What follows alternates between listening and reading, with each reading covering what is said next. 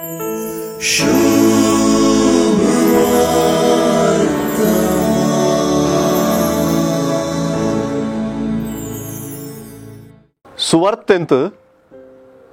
मिसावाची काणी आणि जिनी आसा.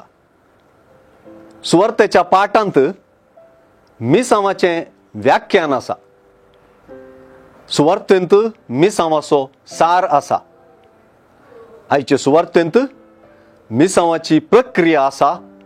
मिसावाचे धनात्मक आणि ऋणात्मक वा आशादायक विशय आणि आडकळीचे विशय आसात. जेजू आपले शिकवणेंत कितेंच लिपयना. हांगासर कितेंच दगलबाजी पडना, नाटक ना, भासप ना, दाखोवपाची चाल नंचना.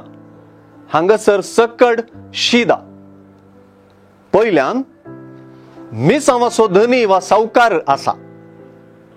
हो विशय जेजूच्या पिकाच्या धनिया लागीं ताणे आपल्या पिकाच्या शेतांत वावराडी धाडच्याक मागा म्हणल्या उतरांनी भोव स्पष्ट जाता.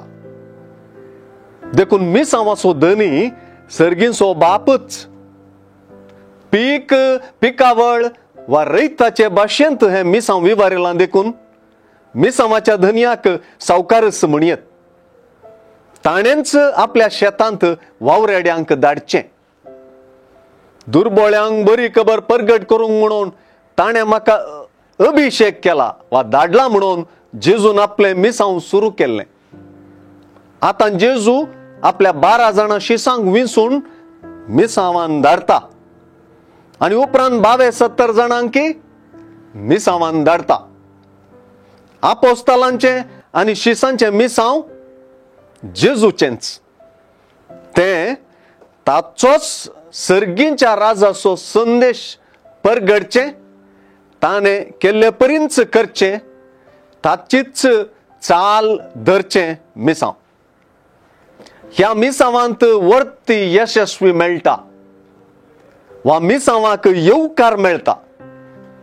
सांगाताच येवकार मेळनासतना तिरस्कारी मेळटा.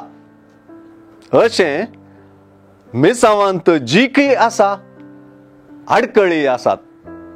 ह्यो दोनी गजाली शिसाक कळीत नंतर शिस दिशा चुकलो जावन निराशेन भरत. शिस अस्कत आणि सोम्यातही मात्र बळादीक. देखून सोम्याची वागटामध्ये शेळयांक धाडलेले परी हांव तुमकां धाडटां. ही उतरां शिसांचे त्राण आसात.